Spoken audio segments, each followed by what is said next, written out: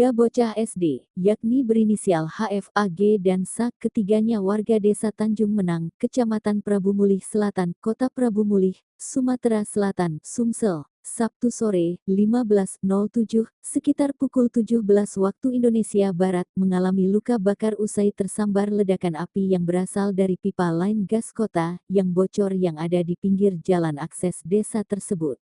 Dari informasi yang diterima, dua di antaranya terpaksa dilarikan ke RSUD Prabu Mulih karena mengalami luka bakar cukup serius. Kapolsek Prabu Mulih Timur AKP Heri Sulistyo mengatakan, berdasarkan hasil penyelidikan di lapangan serta keterangan sejumlah saksi, ledakan terjadi karena korek api. Percikan itu, katanya, berasal dari ketiga bocah tersebut yang bermain korek api saat warga sedang sibuk melakukan gotong royong di sekitar lokasi tersebut. Saat warga sedang gotong royong, anak-anak ini informasinya memainkan korek api dan tiba-tiba kejadiannya jadi seperti itu, kata Kapolsek.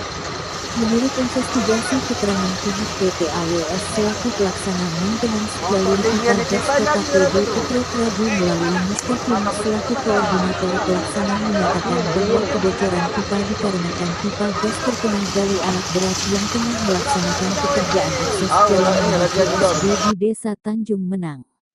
Terpisah, Kepala Desa Tanjung Menang, Asmedi